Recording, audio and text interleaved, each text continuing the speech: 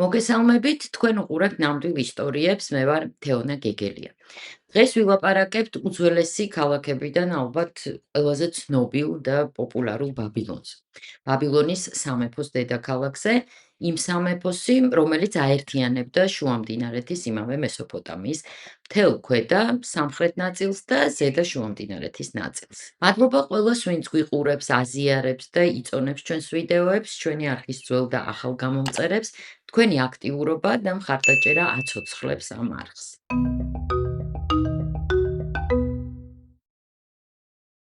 პირველ რიგში რა გვახსენდება, როდესაც ვიგებთ სიტყვა ბაბილონს? რა თქმა უნდა, ბაბილონის გოდოლი, ბაბილონის კოშკი. ეს კოშკი ერთ-ერთი ყველაზე პოპულარული ბიბლიური სურათხატია ხელოვნებაში. ის არსებობს ყველგან. კინოში, თეატრში, ფერწერაში, ლიტერატურაში, პოპ მუსიკაშიც ბევრმა შეიძლება გაიხსენოს ბონიემის ჰიტი ბაბილონის მდინარეებთან. ბოლოს და ბოლოს ამ კოშკის მშენებლობის გამო გაჩნდა მსოფლიოში სხვადასხვა ენა. მოკლედ საეჭვო არსებობდეს პლანეტაზე ადამიანი, ვისაც არ სმენია ბაბილონის შესახებ. მაგრამ მისი ყველაზე ცნობილი ვიზუალური სახე შექმნა ნიდერლანდელმა მხატვარმა უფროსმა პიტერ ბრეიგელმა. ბრეიგელი იყო თავისი ცნობილი თანამემამულის იერონიმუს ბოსხის იდეების ერთგული მიმდევარი და მან არაუბრალოდ მიმართა ბიბლიურ სიუჟეტს, არამედ ჩადო თავის ამ ნამუშევარში ანტიკათოლიკური შეხედულებები. ბიბლიური თქმულების თანახმად, ნოეს შთამომავლები, ისინი, ვინც გადაურჩნენ წარღვნას, გაიფანტნენ სენაარის მიწაზე. სენაარი იესო ნავინის წიგნში ბაბილონის სამეფოს სინონიმია. და რაღაც მომენტში გაუჩნდათ კოშკის აშენების იდეა და ამბიცია, რომ ცას, ანუ ღმერთს მიწვდომოდნენ. ღმერთი კი მათ სულაც არ ელოდა, ამიტომ ხელი შეუშალა ადამიანებს და დასაჯა ისინი იმით, რომ სხვადასხვა ენაზე აალაპარაკა. გარდა იმისა, რომ მოუწყო ეს ენობრივი ქაოსი, გააბნია ადამიანები მთელ დედამიწაზე. ასე ხსნის ბიბლია ჩვენი სამყაროს მულტიკულტურულობას. ეს ნამუშევარი ძვირფასია არამხოლოდ მხატვრული თვალსაზრისით, არამედ ისტორიულადაც. ეხლა რა ხდება თავად ნახატზე? წინა პლანზე ჩანს მეფე ნიბროთი, მეორენაირად მას ეძახიან ნიმროდს, რომელმაც თანამედროვე ენაზე რომ ვთქვათ, გამოაცხადა ტენდერი კოშკის მშენებლობაზე. ფული გამოყოფილია და ნიბროთი მიდის მშენებლობის სანახავად. უბრალო ადამიანები უჩოქებენ მას. ნიბროთი იყო სასტიკი და ამაყი. ბრეიგელის ნახატზე ეს ბიბლიური პერსონაჟი გავს მე-16 საუკუნის ადამიანს, რაც არის კანონზომიერი, მაგრამ მხატვარი ამით მინიშნებას აკეთებს კარლოს მეხუთეზე, საღვთო რომის იმპერატორზე, რომელიც გამოირჩეოდა დესპოტიზმით. კიდევ რას ვიგებთ ამ ნახატიდან? კომპოზიციურად სახელოსნოები ისეა განლაგებული, რომ ერთ-ერთი ვერსიით ბრეიგელი გვიჩვენებს სამშენებლო ტექნიკის განვითარებას იმ დროის. წინ ხელით მუშაობენ, შემდეგ ქვისფილების გადასაადგილებელი ინსტრუმენტებია, პირველი სართულის დონეზე ჩანს ბლოკები და მოშორებით უკვე დიდი ამწეები. კოშკი უკვე იმდენად მაღალია, რომ ღრუბლებს მიუახლოვდა და საცაა ღმერთს სწავლებს ხელს, მაგრამ ქვემოთ ქაოსი დაწყებულია. როდესაც ღმერთმა მათ სასჯელი გაუგზავნა, ადამიანებმა დაიწყეს უკვე გაუგებრად შენება. მასალას არათანაბრად აწყობენ და ერთი შეხედვით ეს მყარი კოშკი, რომელიც გავს რომის კოლიზეუმს და არა შემთხვევით, თითქოს ესაა ჩამოინგრევა და ადამიანებსაც მოიხოლებს. კოლიზეუმი თავდაპირველად ითვლებოდა ქრისტიანების დევნის სიმბოლოდ. სწორედ იქ სჯიდნენ სიკვდილით პირველ ქრისტიანებს. ბრეიგელი კოლიზეუმად თვლიდა ჰაბსბურგების იმპერიას, სადაც კათოლიციზმს ძალით ამკვიდრებდნენ და დევნიდნენ პროტესტანტებს. ბრეიგელი იყო პროტესტანტი. ამ იდეაზე კიდევ ერთი მინიშნებაა. ესაა რომის სანტ-ანჯელოს კოშკი, რომლის მსგავსი შენობაც მოსჩანს ამ ბაბილონის კოშკში შიგნით. შუა საუკუნეებში ის იყო რომის პაპების რეზიდენცია და აღიქმებოდა კათოლიკური რწმენის სიმბოლოდ. ვხედავთ, რომ პორტში შესულ გემებს არ აქვთ აფრები, რაც სასოწარკვეთის და გაცრუებული იმედების სიმბოლოა. ბრეიგელს ძალიან უყვარდა ლეგენდა ბაბილონის გოდოლს. ამ თემაზე მას ჰქონდა ორი ნახატი, ორი ნახატია შემორჩენილი უბრალოდ, პატარა ინახება როტერდამში, დიდი კი, რომელზეც ახლა ვლაპარაკობთ, არის დაცული ვენაში. არსებობდა კიდევ სპილოს ძვლის მინიატიურა, მაგრამ ის არ შემორჩენილა. ბაბილონის კოშკის თემა ევროპელ მხატვრებს დიდად არ აინტერესებდა. მე-16 საუკუნეში სიტუაცია შეიცვალა და განსაკუთრებით ამ თემით დაინტერესდნენ ნიდერლანდელი მხატვრები. ეს ჰოლანდიის ეკონომიკური აღმასვლის და ურბანიზაციის დროა. მაგალითად, ანტვერპენი სავსე იყო ამ დროს უცხოელებით და ქალაქი ფაქტობრივად ამ მრავალ ენოვან ბაბილონის კოშკს მოგაგონებდა. აქ იყო ყველა: კათოლიკე, პროტესტანტი, ლუთერანელი, ანაბაპტისტი. ნიდერლანდელები თავს გრძნობდნენ დაუცველად, ამიტომ შეუძლებელია ეს ბიბლიური სიუჟეტი არ გახსენებოდათ. რაც შეეხება თავად მხატვარს, მისი ცხოვრების შესახებ ცნობები არის ძალიან მწირი. ის ითვლება ნიდერლანდებში აღორძინების ეპოქის ბოლო ვარსკვლავად, როგორც გითხარით, ბოსხის ძლიერი გავლენის ქვეშ იყო, სწორედ ბოსხის გავლენით დაიწყო ბიბლიური სიუჟეტების ხატვა, თანაც ისეთ თემებს ირჩევდა, რომლებიც მის თანამედროვეებს არ აინტერესებდათ. ბრეიგელი პოლიტიკურად დამუხტული მხატვარია, თავის ნამუშევრებში ცდილობდა ხელისუფლების და ეკლესიის კრიტიკას, მაგრამ პორტრეტების და შიშველი ფიგურების ხატვაზე უარს ამბობდა, მიუხედავად იმისა, რომ უკვეთავდნენ და კარგ ჰონორარებსაც სთავაზობდნენ.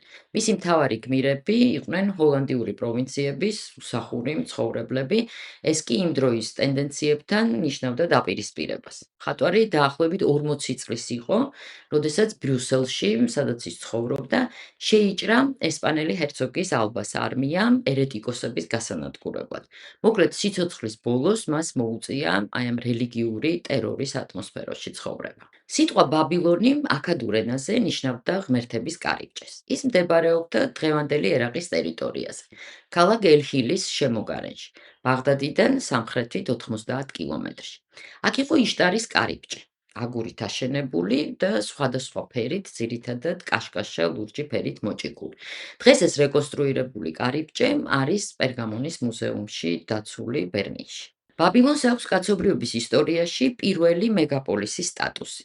მისი დაარსების ზუსტი დრო უცნობია. გეოგრაფიულად მდებარეობდა იმდენად მოსახერხებელ ადგილას, შუამდინარეთში, მდინარე ევფრატის სანაპიროებზე, რომ გახდა ბაბილონის სამეფოს დედაქალაქი. ის ქრისტიანული კულტურის განსაკუთრებული სიმბოლოა. ცნობილია როგორც ნახევრად მითიური ქალაქი, რაც არ არის გასაკვირი, რადგან ხშირად გვხვდება წმინდა წერილის ტექსტებში.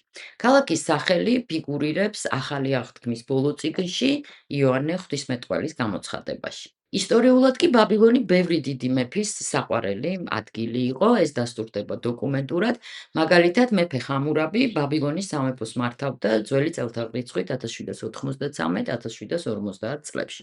მან ბევრჯერ და წარმატებით დალაშქრა მეზობლები და სამეფოს ტერიტორია მრავალჯერ გაზარდა. ის დიდ ყურადღებას უთმობდა ასევე ეკონომიკას და მართლმსაჯულების განვითარებას, ისტორიაში უძველესი კანონების შექმნა მის სახელს უკავშირდება. ბაბილონის აყვავება მის მეფობასთან არის დაკავშირებული. ხამურაბის სიკვდილის შემდეგ ბაბილონის სამეფო ებრძოდა ასურეთს, დაიპყრო შუმერის ტერიტორია. იძენდა პოლიტიკურ ძალას და ავრცელებდა თავის გავლენას სხვა მიწებს. ნელ-ნელა რელიგიური თვალსაზრისით სამხრეთ შუამდინარეთის მთავარი ქალაქიც გახდა. შემდეგ იწყება ბნელი საუკუნეები. ძველი წელთაღრიცხვის მე-10-მე-5 საუკუნეები. მას შემდეგ, რაც გადაიტანა სახელმწიფო სისტემის კრიზისი და აღმოჩნდა ქაოსში, მის შემოგარენს მუდმივად თავს ესხმოდნენ მომთაბარეები. 729 წელს კი ასურეთის მეფემ ტიგლათ-ფილესერ მესამემ მთელი მესოპოტამია დაიპყრო, რის შემდეგაც ქალაქს მხოლოდ ასურეთელი მონარქები მართავდნენ. დამოუკიდებლობის დაბრუნების ყველა მცდელობა მთავრდებოდა სრული მარცხით. მაგრამ ამ ბნელ ეპოქაშიც იყო კაშკაშა პერიოდები. ასურეთის სამეფოს დაცემის შემდეგ, ძველი წელთაღრიცხვით მე-7 საუკუნის დასაწყისში, ბაბილონის სამეფოს სათავეში მოდის ნაბუქოდონოსორ მეორე, სამეფოს ერთ-ერთი ყველაზე წარმატებული მმართველი. აქ იქმნება ახალი სახელმწიფო, რომელსაც უნდოდა ასურეთს ჩამოცილებული პროვინციების მიერთება. სწორედ ამის გაკეთება დაიწყო ნაბუქოდონოსორ. მის დროს დაეცა 585 წელს იერუსალიმი და ბაბილონელებს დაექვემდებარა მთელი იუდეა. ბაბილონი გადაიქცა უმაღლესი კლასის ციხესიმაგრედ, ნაბუქოდონოსორის დროს დადგა ნამდვილი ბაბილონური რენესანსი სამეფოს კულტურულ ცხოვრებაში.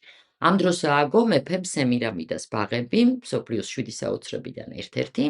მეორე ვერსიით ამ ბაღების მშენებლობა თავად სემირამიდას დროს დაიწყო და ამაზე ქვემოთ ვილაპარაკებთ. როდესაც 529 წლის 12 ოქტომბერს სპარსეთის მეფე კიროს დიდმა ბაბილონი დაიკავა, ის გახდა აქემენიდების დიდი იმპერიის ნაწილი.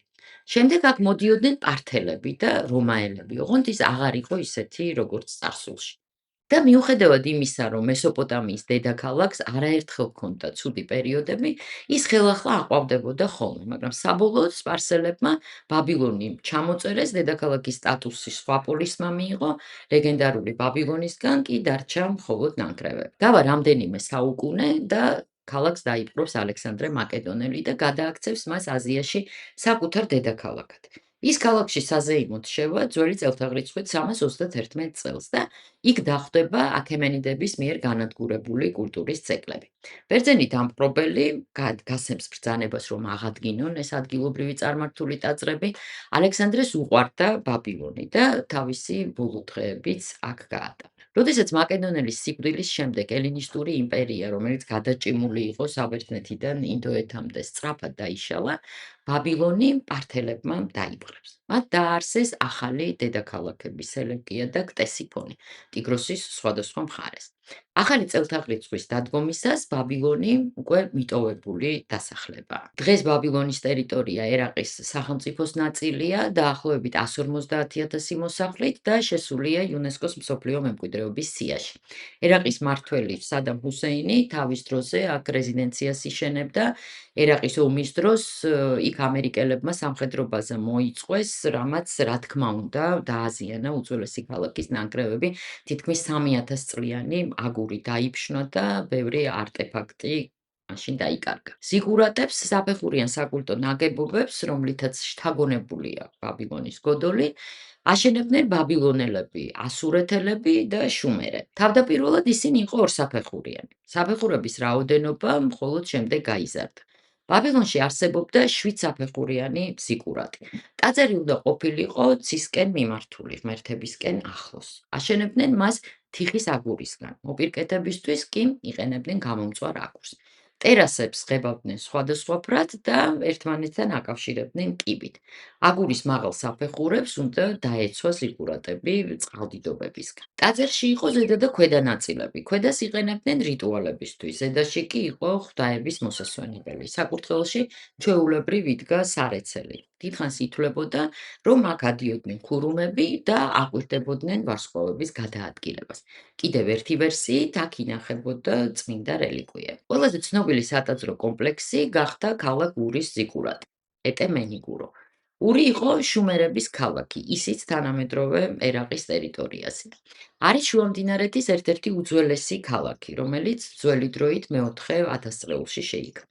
აქ იყო მდიდრული სასახლეები, მოედნები და ტაძრები. ეს ქალაქი უნდა ყოფილიყო შუმერების ცივილიზაციის მთელი სიდიადის გამომხატველი. ზიგურატი ეტემენიგურუ ააშენეს ძველი დროით დაახლოებით 2057 წელს და ეძღვნებოდა მთვარის ღვთაებას. სიმაღლით იყო 20 მეტრი, ქვემოთ იყო მოწყობილი სამსართულიანი პლატფორმები, პირველი იარუსის სიმაღლე იყო დაახლოებით 15 მეტრი, ზემოთ ასვლა შეიძლებოდა 3-დან ერთ-ერთი კიბით. ტერასებზე გაშენებული იყო ბაღები, იზრდებოდა ხეები, ამიტომ გათვალისწინებული იყო წყლისგან დამცავი მოწყობილობები. მე-20 საუკუნის პირველ ნახევარში ზიგურატს იკვლევდა არქეოლოგი ლეონარდ ვული. ის 1922 წელს ურში ხელმძღვანელობდა გათხრებს და ზიგურატის გარდა მისმა ექსპედიციამ აღმოაჩინა სამეფო სამარხები და ურის შტანდარტი. დეკორატიული პანელები, რომლებზეც გამოსახულია მშვიდობიანი და საომარი ცხოვრების სცენები. ვული დეტალურად ყვება ამ გათხრების შესახებ თავის წიგნში ქალდეელთა ური. ბაბილონში იყო ზიგურატი ეტემენაკი, სახლი, სადაც ცა მიწას სუფთება. შეიძლება სწორედ ეს კომპლექსი იყო ბაბილონის კოშკის პროტოტიპი. მისი სიმაღლე აღწევდა 91 მეტრს. მთავარი კიბის სიგანე იყო 9 მეტრი და ნაგებობა მთავრდებოდა საკურთხევლით, რომელშიც იყო ოქროს ავეჯი. ეტემენაკის შესახებ წერდა ბერძენი ისტორიკოსი ჰეროდოტე. ყველაზე მაღალ კოშკში არის დიდი ტაძარი. ტაძარში კი დიდი ლოგინი. ლოგინთან ოქროს მაგიდა. არავინ ათენებს აქ ღამეს, გარდა ამ ქვეყნის ქალისა, რომელიც თავად ღმერთის მიერაა დანიშნული, წერდა ჰეროდოტე. კიდევ ერთი ზიგურატი არის ირანის ტერიტორიაზე, სატაძრო კომპლექსში დურუნთაში, რომელიც ასევე იუნესკოს კულტურული მემკვიდრეობის სიაშია. ის აშენებულია ძველი წელთაღრიცხვით მე-13 საუკუნეში. ეს კომპლექსი შემთხვევით იპოვეს ნავთობის საბადოების ძებნისას. ამ ზიგურატის სიმაღლე 52 მეტრს აღწევდა და არასტანდარტულია აშენებულია შიდა კიბეებით. ძველი ბაბილონის დედოფლის სახელი იცის ყველამ და იმის დამსახურებით, რომ მისი სახელი ჰქვია მსოფლიოს ერთ-ერთ საოცრებოს დაკიდულ ბაღებს. იმავე დროს თანამედროვე მკვლევრები თვლიან, რომ სემირამიდას ისტორია ესაა რეალური ასურეთელი დედოფლის შამურამატის ლეგენდებით დამახინჯებული ბიოგრაფია. ის მართავდა შუამდინარეთს ჩვენ წელთაღრიცხვამდე 811-806 წლებში და ძალიან მდიდარი ბიოგრაფია აქვს. შამურამატი იყო რეგენტი თავისი მცირეწლოვანი ვაჟის პირობებში და ვიდრე ის სრულწლოვანი გახდა, მართავდა ერთპიროვნულად, არაფრად აგდებდა უხუცესებს და დიდგვაროვნებს. ყველაზე პოპულარულია ვერსია, რომ ცნობილი დაკიდული ბაღების აშენება დაიწყო მის დროს, მაშინაც კი, როდესაც მისი შვილი გახდა მეფე, შამურამატი რჩებოდა კარზე გავლენიან ფიგურად, ამას მოწმობს სატაძრო ჩანაწერები, მაგრამ ზოგადად დადასტურებული ცნობები მისი საქმიანობის და მისი პერსონის შესახებ ძალიან ცოტა შემორჩა. საუკუნეების შემდეგ უძველესი რეგენტის ცხოვრება მოექცა მითების და ლეგენდების საბურველში და როგორც მკვლევრებს მიაჩნიათ, ამ ისტორიებში რეალური მმართველის იერსახეს შეერია ისეთი მითოლოგიური პერსონაჟები, როგორებიც არიან ბაბილონის ქალღმერთი იშტარი და ბერძენი ჰერაც კი. 8 საუკუნის შემდეგ ანტიკურმა ისტორიკოსმა დიოდორე სიცილიელმა მოაწესრიგა ეს თქმულებები და სწორედ მისი გადმოცემით მოაღწია ჩვენამდე ლეგენდებმა დედოფალ სემირამიდას შესახებ. სემირამიდა იყო ზღვის ქალღმერთის დერკეტოს და ჩვეულებრივი მოკვდავის ადამიანის შვილი. დედამ ბავშვი დატოვა ტყეში, სადაც ის გამოკვებეს მტრედებმა. გოგო იპოვა მეფის მეცხვარემ სიმამ და გაზარდა ის. სახელი სემირამიდას მან დაარქვა, რაც ნიშნავს მოფერებით მტრედს. გოგო იმდენად ლამაზი გაიზარდა, რომ ის ცოლად შეირთო ასურეთის მეფე ნინოსის ან ნინეს, როგორც მას უწოდებენ, გენერალმა ონეი. ონეი იყო სამხედრო მეთაური და ცოლი გაიყოლა ომში. ქალი პირადად ჩაუდგა სათავეში ერთ-ერთ შეტევას ციხესიმაგრეზე და ამის წყალობით ასურეთელებმა გაიმარჯვეს. ნინოს ისე მოეწონა გოგო, რომ თავის გენერალს მოსთხოვა შენი ცოლი მე მომეცი და სანაცვლოდ ჩემს ქალიშვილს მოგათხოვებო, რაზეც შეყვარებულმა ონეიმ უთხრა უარი. მაშინ დაემუქრა თვალებს ამოგთხრია. მოკლედ ონეიმ ვერაფრით თქვა უარი საყვარელ ქალზე და თავი ჩამოიხრჩა. მეფეს ეს ამბავი აწყობდა და სწრაფად დაქორწინდა ახალგაზრდა ქვრივზე. სემირამიდა განაგრძობდა სამხედრო ლაშქრობებს, ერთ-ერთ ლაშქრობაში გააჩინა ვაჟი ნინიასი. რაღაც დროის შემდეგ ახლო აღმოსავლეთი თითქმის მთლიანად დაიპყრეს, მაგრამ მეფე ერთ-ერთი შტურმის დროს სასიბრილოდ დაიჭრა. სემირამიდამ საბრძოლო სულის შესანარჩუნებლად არმიაში სასწრაფოდ დააგზავნა შეტყობინება, ბრძანება თავისი მცირეწლოვანი შვილის სახელით. გამარჯვების შემდეგ ოფიციალურად გამოაცხადა თავი რეგენტად და თქვა, რომ განაგრძობდა გარდაცვლილი ქმრის კურსს. დედოფალმა მართლაც განაგრძო ბრძოლებში მონაწილეობა თავისი ხანგრძლივი რეგენტობის დროს, რაც დიოდორეს ცნობით 42 წელს გაგრძელდა. სემირამიდამ მიიერთა სახელმწიფო ლიბია ეთიოპიასთან ერთად და გაემგზავრა ინდოეთის დასაპყრობად. მაგრამ იქ ასურეთელებს დახვდათ მოულოდნელი პრობლემა. ინდოეთის არმიას არსენალში ჰყავდა სპილოები. სემირამიდამ გადაწყვიტა ინდოელების შეშინება, ბრძანა მოეკლათ 1000 შავი ხარი. ამ ხარების ტყავები გადააკრეს ხის შონჩხებს, გამოვიდა რაღაც უზარმაზარი საფრთხობელები, რომლებიც შორიდან დიდ სპილოებს გავდა. ამ ბორბლებიან მონსტრებს მიაგორებდნენ აქლემები.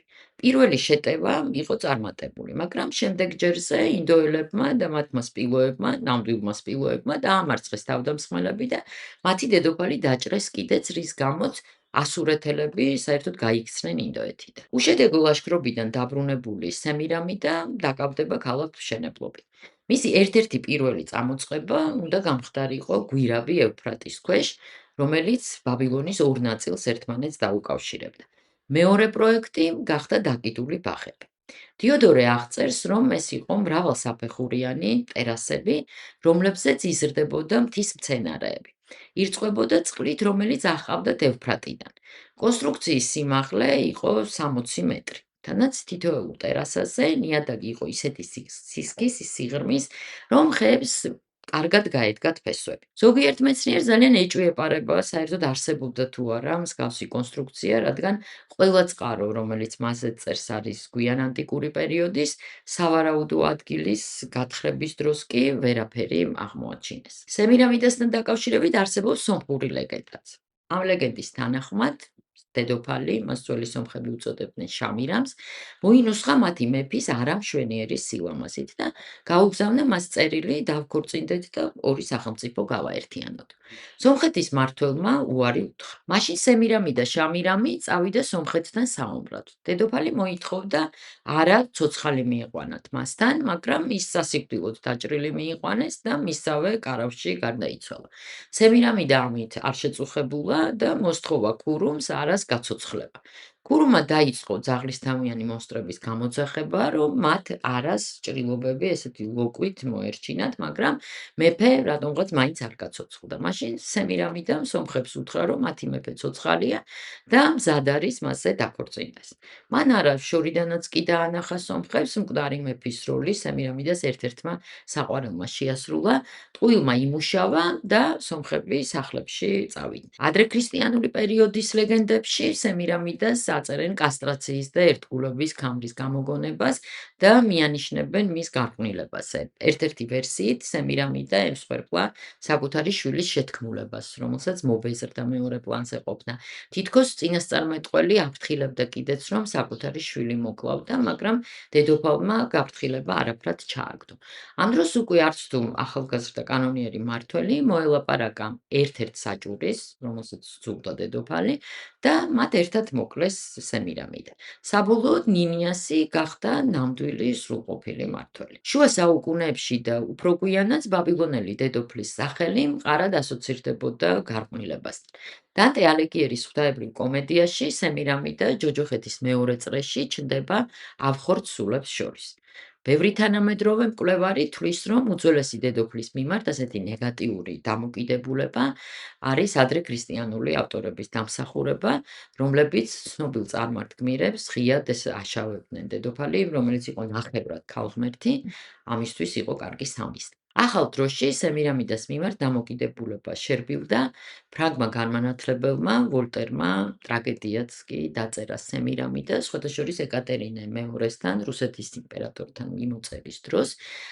ვოლტერი მას უწოდებს ჩრდილოეთის სემირამიდას, მაგრამ ერთ-ერთი ისტორიკოსი ამბობს, ავტორი ამბობს, რომ ამით მის პირად ცხოვრებას არ გულისხმობდა. ბონიემი იყო ცნობილი გერმანული პოპ და დისკო ჯგუფი, რომელიც შეიქმნა 1970-იანი წლების დასაწყისში. მათი ჰიტები დღემდე პოპულარულია და ერთ-ერთი ამ ცნობილი ჰიტებიდან გამოუშვეს 1978 წელს და მას ერქვა Rivers of Babylon, ანუ ბაბილონის მდინარეები. სიმღერა აერთიანებს რელიგიურ ტექსტს და კარიბულ რეგის მოტივებს და მასში გამოყენებულია ბიბლიის ფსალმუნები, რომლებიც აღწერს ბაბილონის ტყვეობაში მყოფი ებრაელების სევდას და იერუსალიმის სიონის მონატრებას. ბაბილონის ტყვეობა ან ბაბილონიდან წარმოტყვევნა კიდევ ერთი მნიშვნელოვანი ისტორიული და ბიბლიური სიუჟეტია, რომელიც ბაბილონს უკავშირდება. ძველ აღთქმასა და იოსებ ფლავიუსთან იერუსალიმის დაცემა არის ძალიან შთამბეჭდავად აღწერილი. იერუსალიმის აღებით სრულდება ძველი იუდეის ისტორია და ახლა როგორ მოხდა ეს? ჩვენ წელთაღრიცხვამდე მე-7 საუკუნიდან იუდეას ხშირად ესმოდნენ თავს ძლიერი მეზობლები. ის უხდიდა ხარკს ასურეთს. მე-8 საუკუნეში მეფე სინახერიბმა ხელახლა დაიმორჩილა იუდეა, დაანგრია ბევრი ქალაქი და ტყვეები მონებად წაიყვანა. იუდეის მეფე მენაშე აუჯანყდა ასურეთს, მაგრამ რამდენიმე წელი გაატარა ტყვეობაში ბაბილონში. მე-7 საუკუნის ბოლოს ასურეთი დაეცა და იუდეამ შეძლო დაკარგული ტერიტორიების დაბრუნება. 608 წელს მეფე იოშია დაიღუპა ეგვიპტელ ფარაონთან ნეხოსთან ბრძოლაში. ეგვიპტის მმართველმა იუდეველებს ახალი ხარკი დააკისრა. 3 წელიწადში მეფისწულმა ნაბუქოდონოსორმა რამდენჯერმე დაამარცხა ეგვიპტელები და დაიკავა, ანუ წაართვა მას იუდეის ტერიტორია, იუდეის მეფე იოაკიმმა კი აღიარა ბაბილონის მმართველობა. 586 წელს აჯანყებების სერიის შემდეგ ნაბუქოდონოსორი ალყაში მოაქცევს ქალაქს. ხანგრძლივი ბლოკადის შემდეგ იერუსალიმი დაეცემა. ბაბილონელები დაანგრევენ ქალაქის კედლებს და დაწვავენ პირველ ტაძარს. მოსახლეობის დიდ ნაწილს კი ტყვეებად წაიყვანენ ბაბილონში. ნაბუქოდონოსორმა არ დაიწყო იუდეის ტერიტორიაზე სხვა ხალხების ჩასახლება. არქეოლოგიური მონაცემები აჩვენებს, რომ ქვეყანა არ იყო ბოლომდე მიტოვებული, იერუსალიმის ჩრდილოეთით იყო დასახლებები, რომლებიც განაგრძობდა არსებობას ჩვენ წელთაღრიცხვამდე მე-6 საუკუნეში. სოფლების მცხოვრებლები დანგრეული იერუსალიმში ჩადიოდნენ, პილიგრიმობდნენ და იქ რელიგიურ რიტუალებს აწყობდნენ. დატყვევებული იუდეველების ძირითადი ნაწილი დაასახლეს ბაბილონის და ასურეთის საზღვარზე დაცარიელებულ მიწებზე, სადაც ისინი ცხოვრობდნენ თვითმმართველ თემებად. განაგრძობდნენ ტრადიციების, საგვარეულო და ემზეპირი ადათების დაცვას. როდესაც ბაბილონი დაამარცხა აქემენიდთა დინასტიის პირველმა მეფემ, კიროს დიდმა, გადასახლებულმა იუდეველებმა შეძლეს ბაბილონიდან იუდეაში დაბრუნება. ამიტომ ამ ყველაფრის გათვალისწინებით ბაბილონი ძველი იუდეველებისთვის იყო დაპყრობის და ჩაგვრის სიმბოლო, მოგვიანებით ბაბილონში ისინი გულისხმობდნენ რომს. ბაბილონის ბოლო მმართველი, ვიდრე ის გადავიდოდა სპარსელების ხელში, იყო მეფისწული ბალთაზარი. მისი მამა ნაბონიდი დამარცხდა სპარსელებთან ბრძოლებში. ალყაშემორტყმულ ბაბილონში ბალთაზარმა მოაწყო ნადიმი რელიგიური დღესასწაულის აღსანიშნად.